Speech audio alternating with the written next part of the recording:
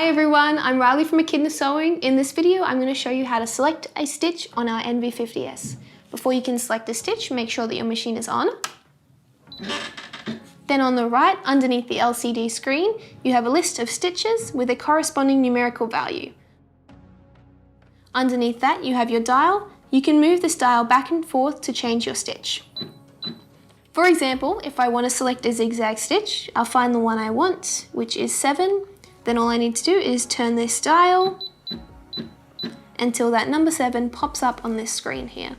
The screen will also show you the recommended stitch length and width for that stitch, as shown by the circles around the icons.